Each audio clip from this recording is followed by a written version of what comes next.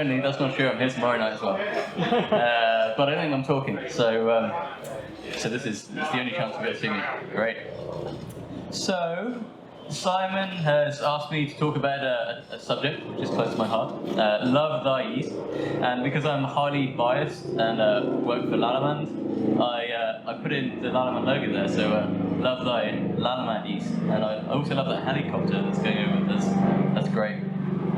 So, my name's Andrew Paterson. I was formerly a pro brewer, worked for Brewdog and was the head brewer of Darkstar in Sussex, and then joined Lallemand a year and a half ago to become a yeast guy, which I'm really enjoying.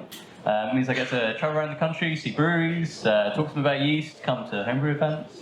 It's really good actually, I've been really enjoying it. Today with me as well I have Marie, so right at the back there, on my left is Marie. She covers France for us at the moment, and is going to be taking a role in homebrewing going forward. So, yes, good to meet you. Let's move on to the next slide. So, because I thought you'd all been drinking by this stage, and I didn't think that people would want me to be too serious, so I decided that we would do reasons to love thy yeast in the form of a wedding speech. So we have two yeasts here, and one of them is going to give the speech to the other, not sure which, could be either. And we're going to talk about reasons to love thy yeast, of which there are many. And I'll probably try and make this quite short and sharp, because I like to talk quickly. And then at the end of it, we can have a little question and answer session. So, without further ado, reason number one to love your yeast. It's flexible. You can create different flavors at different temperatures and by altering the fermentation profile. So if we look, next slide, at one of the particular esters which is produced during fermentation, this is ethyl acetate. So you might have come across this if you've done some BJCP training in the past. Nail varnish remover it's classically known as, and it's actually extremely common. It's the most common ester in a brewery fermentation. So if you have a light lager, it is likely to taste mostly of ethyl acetate. It's not going to be unpleasant because it's going to be there at a very low level, but it will be there. And that is influenced greatly by the temperature of fermentation. So if we move to the next slide, we've done some data on this, some experiments, just to show how you can alter this flavour in your fermentations. On the left we have a regular wort, so normal wort, probably a pale ale, whatever. 16 Plato wort in the middle, and then off to the far right-hand side, we have an adjunct wort. So if you were in a large commercial brewery producing, say, slightly poor quality lager, for instance, you might use a certain percentage of rice or corn or even sugar syrup, and that would be your adjunct wort. And you can look here at the levels of esters that are produced in the different worts, and you can see on the regular wort, they're reasonably low. In the middle wort, they're a bit higher, and then finally on the adjunct wort on the right-hand side, they're even higher. So just to show you that different worts can produce different levels of esters as you ferment. Now that's not the only experiment. Sorry, garbling my words here. Oh, no, that one. Sorry. Not the only experiment we've done here. We've also altered the pitching rate and the temperature. So if you look at the first two columns, you have a lower pitching rate on the right-hand side. So you say here, this is the higher pitching rate, and this is the lower pitching rate at different temperatures. So this is at 20 degrees, this is at 15 degrees, and this is at 10 degrees. And what we see is at the lower pitching rate, we have higher levels of esters than at the higher pitching rate. So quite a pronounced difference there. And also at the different temperatures, we have different levels of esters. So if we take these as their temperature, 1, 2, 1, 2, 1, 2, you see that the levels of esters also increase as the temperature goes up. And actually, this is something that we see is quite pronounced across brewery fermentations. So this happens with every fermentation. If you're producing like a strong beer, you're going to produce more esters. But it's something that you can control as brewers. So if you want to produce less, you can ferment at a colder temperature. You can up the pitching rate. You can reduce the wort strength.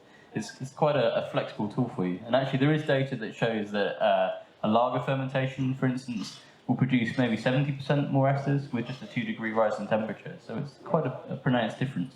Now we can shift on. Right, who knows isoamyl acetate? Bananas, so classic wheat beer flavour. Probably desired in some beers, maybe not so much in others.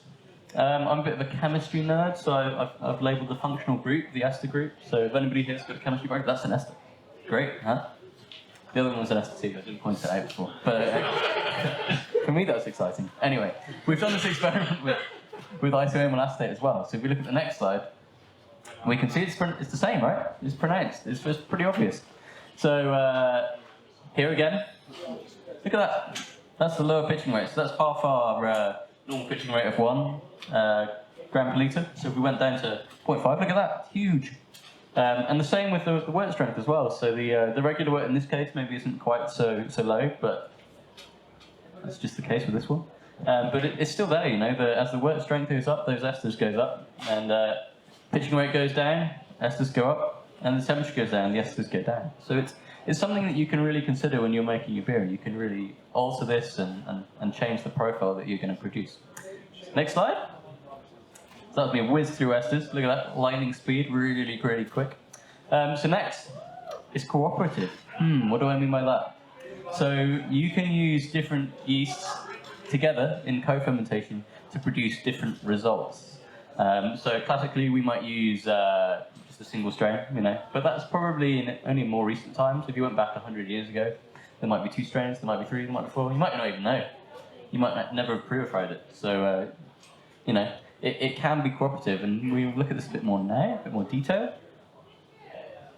So, we've got 2 strains on the left here, Windsor and London ESB. Anybody used those in the past? Yeah? So, anybody know what's special about those 2 strains? Any idea? So we're going to go flick onto another slide, but we're going to come back to this one. So this is a normal brewery wort, right? So on the left, you have the monosaccharide glucose, normal sugar that you would use in sweets. Not sucrose, which you'd use in tea. Glucose, slightly different. Maltose, next to the right, that's the normal sugar in a brewery fermentation. So that's what yeast really loves. It's great. Yum, yum, yum. And then slightly to the right of that, you have maltotriose. Ignore that. That's wrong. Maltotriose, not maltose. That's maltose. So that's a trisaccharide. So you've got glucose, maltose, which is 2 glucoses stuck together, and then maltotriose, which is 3. Great. And then we have dextrins below there. So dextrins are the things that don't ferment, right? The stuff that's left over at the end of fermentation isn't particularly sweet, and yeast don't like to eat. So those 2 yeasts that we had before, ESB and Windsor, they're a bit special. They're a bit different. They're a bit awkward. They're old English strains, and they don't like to eat this one. So if they don't like to eat that one, what happens to it? Any idea from everybody? Any brewery fermentation? Nothing. Yeah, it stays there. So it increases sweetness, it increases body. So we go back. What happens if you want to get the flavour profile from Windsor and ESB, but you don't want it to be overly sweet? You could add another yeast, right? Oh, we had a comment. Great. Do you mash right? Yeah, I mean, you make a good point. Could do your mash right. You might not have such good control. You know, maybe you can't do that. I don't know. But you could do a co-fermentation. So if we add BRY97 or Nottingham into the mix, they will ferment those sugars. So you'll get your normal attenuation, but you'll still get your flavour profile from your Windsor and London. Or you can do your flavour profile right, or your mashing profile right, even. So if you were mashing lower, less maltotriose, yada, yada, yada. To fix stock fermentation, and this does come with a bit of a caveat. What do you do if you've got a stock fermentation, and it's because there's loads and loads of dextrin there? What can you do? Nothing, for the most part. But if you wanted to, you could add Bell Saison into the mix. Now, Bell Saison is a yeast which is known as a var diastaticus. So it's a tiny, tiny text, but it's down here, var diastaticus. Does anybody know what that means? Makes your bottles blow up. It can make your bottles blow up, yeah.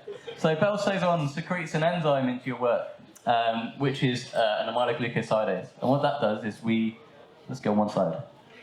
It takes these, and it breaks them down into these. Oh no, oh no. Suddenly your yeast is like, I can eat those, that's great. I can make alcohol, I can make CO2.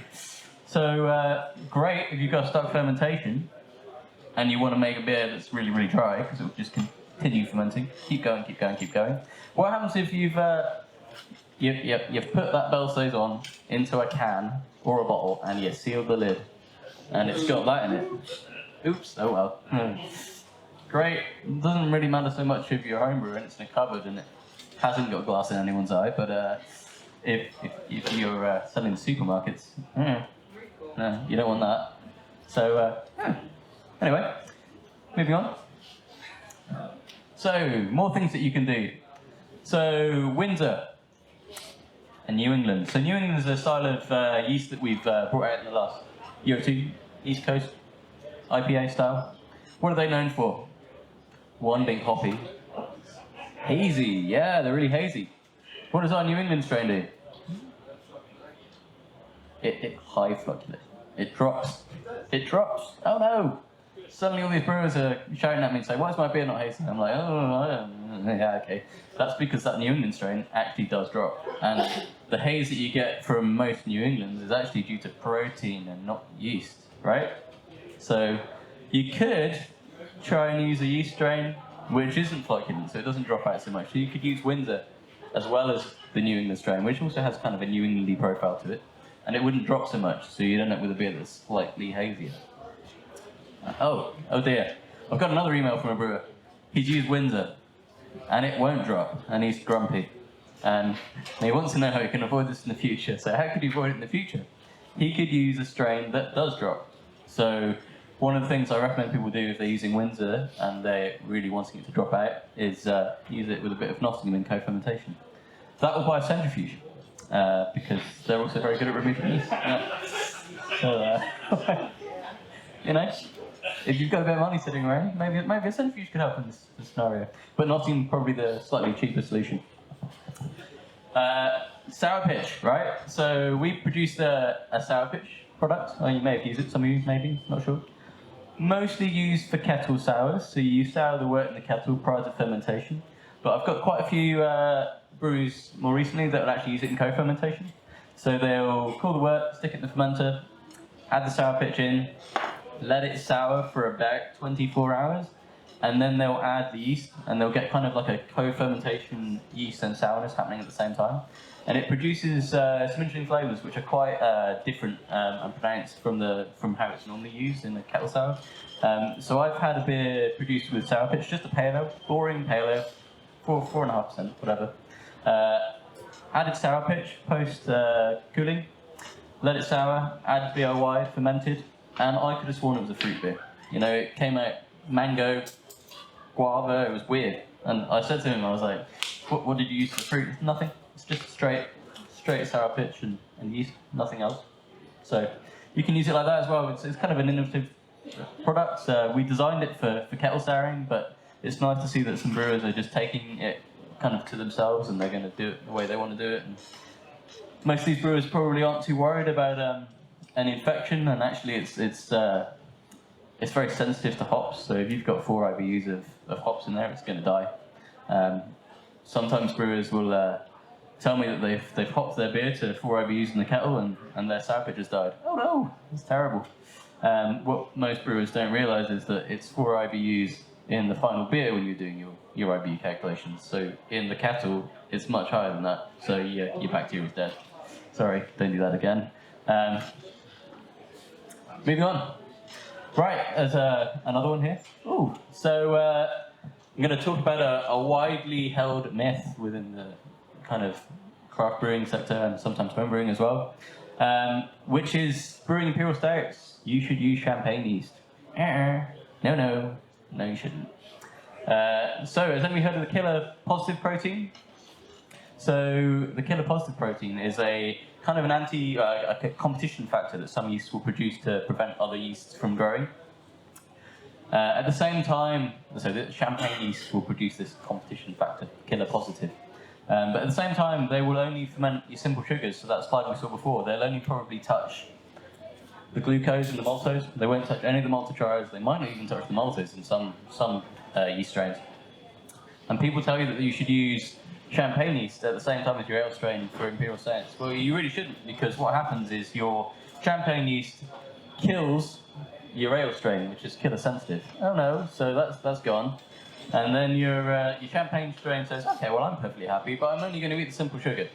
So it eats the simple sugar, it kills the BR187, and then what you've got is a stuck fermentation with loads of sugar in it, which you can't finish. which isn't good for anybody. It just tastes like syrup.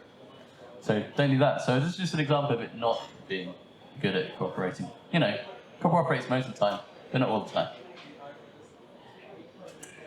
Also, if you're co-fermenting, you ought to consider the impact of repitching. So if you're fermenting with 2 strains and one of them is more flockant than the other, this is the classic example, and then you're repitching off the bottom of said fermenter, what are you going to be repitching? What are you going to be selecting for? You're going to start changing that population over time. So you're going to start to select the strain that's more flocculent. So if you were to continue this for a long period of time, you'd end up with something that is just one strain, or one strain with a very small amount of another strain in it. So most of the old English ale strains that were probably kind of mixed, there was probably one strain that was dominant. You know, there was probably a couple strains there, but there'd be one that was really dominant. So that would probably be how this would end up if you was continue doing it. They'd both still be there, but one would really predominate over the other. So just something to consider if you are going to do that. 3, it can be forgiving.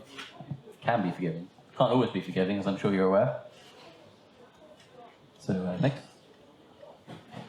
Looking at Nottingham to start with. So Nottingham is bulletproof, right? It's an absolute machine. The temperature range is huge. 10 to 22 for an ale strain. It's crazy. You can brew lager with Nottingham. It's that flexible. And it'll go up to ABV of 14 as well. Probably go higher if you shed loads of it and probably gave it a bit of an oxygen kick at the same time. So it's just one of those strains that isn't going to bite you. You know, this is a strain that if you have a problem, it's probably going to be okay. When I was brewing at Dark, I brewed a beer with Nottingham, and our chilling failed, and it chilled the beer down to 8 at probably 30 OG. And we fixed the chilling, turned it off, and it just started kicking off on its own. Went straight back up to 20. Brilliant, great, happy days. And it's one of the reasons it's been around for such a long time, because it's idiot-proof. So people can get away with this, and you know, they're not going to be in trouble. They're not going to be stung. It's going to save your day. Next. Simply with Bell Saison, I just like this example because looking at the temperature range, it's absolutely huge, 15 to 35 degrees. If you brewed a beer with this at 15, it's going to be quite neutral in character compared with if you brewed it at 35. The acid profile is obviously going to be really, really reduced, but it actually reduces the phenol character as well that you'd get from Saisons. So it's just a nice example of the fact that you can use this Bell Saison to brew almost like not really a lager style, but maybe like a very light pale ale. I used to do one, briefly looked at setting my own brewery in the past, and then realised I had a mortgage. Shame. But I brewed a 4% Saison at 15 degrees, and it was really, really nice. But you probably wouldn't have called it a Saison. It was almost like a Belgian pale, almost lagery in some respects. So you can do really kind of innovative things with our Saison. And also it would go up to 14, which is crazy high. Put in a few other ones in there, just say it's a bit flexible. So rehydration, you probably all heard a lot of stuff about rehydration in the last few years. Interestingly, we've done quite a lot of work on this recently. We, at the moment, recommend that all our strains are rehydrated prior to use. But what we've seen a lot of in the trade, and you go around breweries, you talk to brewers, and you find that most of them don't, and it still works really, really well. So we took our strain into the lab and we did some experiments with rehydrated yeast and rehydrated yeast, and what we found is actually the difference is small. Some strains perform better when they're rehydrated, and some do not. So it's kind of like what do we say? What we normally say is that if it works for you and you're happy with how you're doing it, continue doing it that way. But I wouldn't be worried about dry pitching. If you're looking at just the pitching rates, it's quite flexible. So if you're using a dried yeast, 50 to 100 grams per hectolitre, so 0.5 to 1 per litre, 2.5 to 5 million cells per mil. I would play around with that if I was making styles that were stronger. So if I was making an imperial stout, I wouldn't stick to the 100 grams per hectolitre, the 1 gram per litre, because to be honest with you, it's not going to be quite enough. So it's just something to bear in mind going forward. Like if you're going to make a really strong beer, use more. If you're going to make a 2% beer, you probably get away with using less. So it's quite flexible. If any of you have really gone next level and bought a microscope, you can calibrate this. So you can pitch some beer, see what you've got, decide you need to add more, decide you need to add less. It's doable. So I'd encourage people if they can to do that. There's some really cool stuff that you can get with your phone these days, like clips on the back of the camera. Pretty exciting. Or you can like go on eBay and buy an old microscope for no money. It's over there. I'm kind of beating myself up here, really, aren't I? Look at that. It's high quality and with long life and unrivaled technical support. And that's true. I'm the unrivaled technical support, as is Maria. Email us. We've got lots of answers to all your questions. We've also got a team of like 50 people on a WhatsApp group. So if we don't know the answer, somebody will. So, great. I've done a little bit of a justification of wet and dry. Not trying to be biased, although I am. Just to show you kind of why I think dry is better. I think the only downside of the dry at present is that the variety is less. And at the moment we're looking to bring out 2 new strains every year. Probably not every year for the foreseeable, because that'd be ridiculous. But we're trying to do 2 new yeast strains a year and probably a bacteria as well. So at the moment we've got 1 bacteria, the Plantarum. We're going to bring out a Helveticus. On the yeast front, we're probably looking to bring out another New England style, maybe a Rex, maybe a Vic, maybe. Early days yet. It's just a quick justification of why I think dry is probably where to go. I think the other good thing, which probably isn't made enough of these days, is that because it's got a 3-year shelf life, there is no barrier to how long our checks can be, our quality control checks. So if you've got yeast that can happily sit there for 3 years, I don't mind testing it for 6 months if I need to. If you've got West yeast and you're going to test it for 6 months, it's going to be dead. So, you know, we do a lot of checks on yeast. And if you look at the next slide, that's actually that's fun, isn't it? The next slide is quality control. But let's talk about this a little bit first. That's a rotary vacuum filter. Isn't that exciting? Who likes engineering here? Yeah, some people. Yay! Okay, great. So when we dry yeast, we grow it in giant fermenters with molasses and nutrient, and then we centrifuge it to concentrate it a bit, and we dry it. The first stage of drying, anyways, on a rotary vacuum filter, followed by a fluidized bed dryer, and then packaging. So that is our rotary vacuum filter in Montreal, which is pretty exciting. The yeast is sprayed onto the outside, and then it's cut off with a knife, and then it goes into the fluid bed dryer, and then it's dried and packaged. Just you know, I was there the other day, so I had to take this picture. Next. So this is just some of the quality control that we do on our yeast prior to releasing it. So DNA, obviously we do DNA just to check, make sure that the right yeast is there, but we also look for things like diastaticus.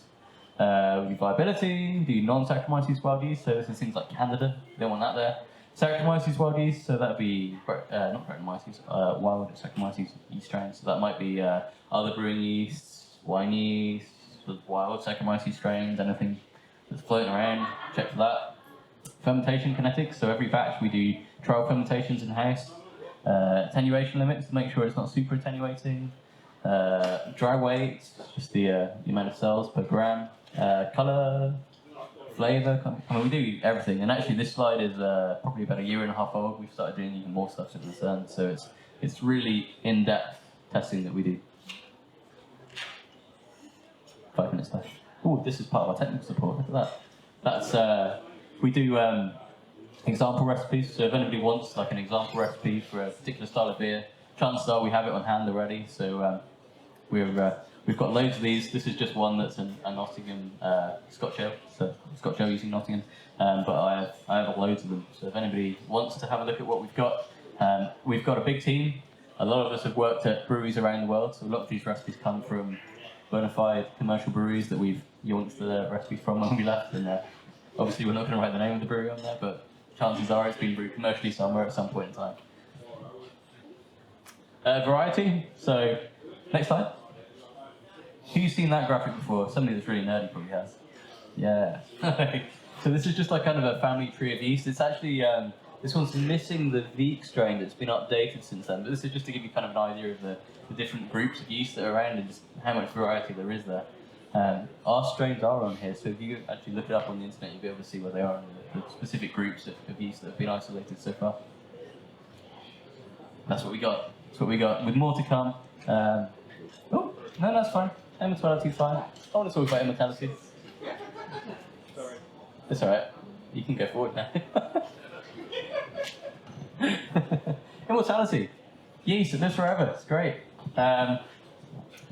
Just to illustrate the point that it can be repitched, you know. So if you wanted to repitch yeast, you can repitch dried yeast just as well as you can repitch wet yeast, and you can do generation after generation after generation, so long as your hygiene practices are good, you're confident of that, you're going to use it relatively quickly, and you know what you're doing, because it isn't as simple as just throwing it in.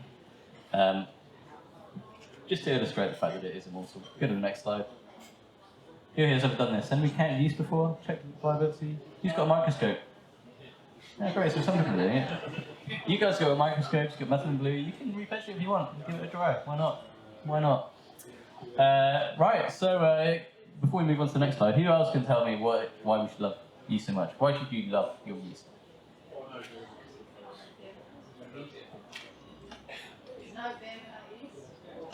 This slide?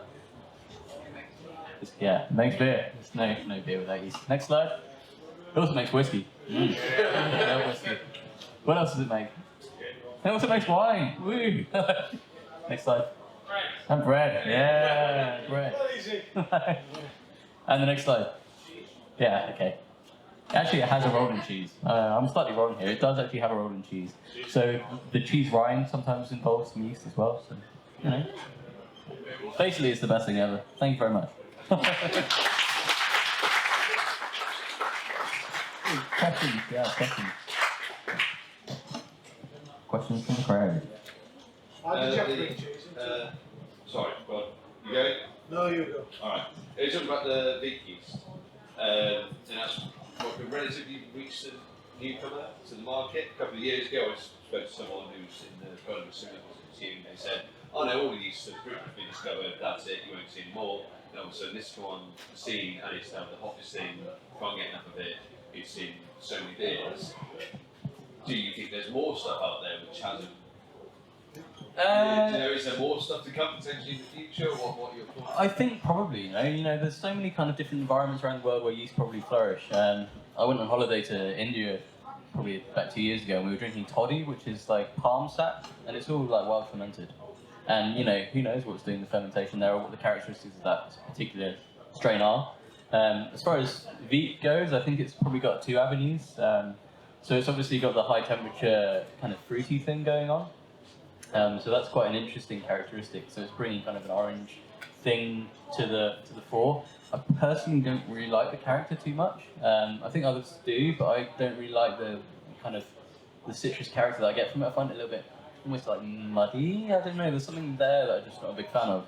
I think where it really has maybe potential is if you get a wheat strain that can ferment at 35 degrees and it's really, really neutral.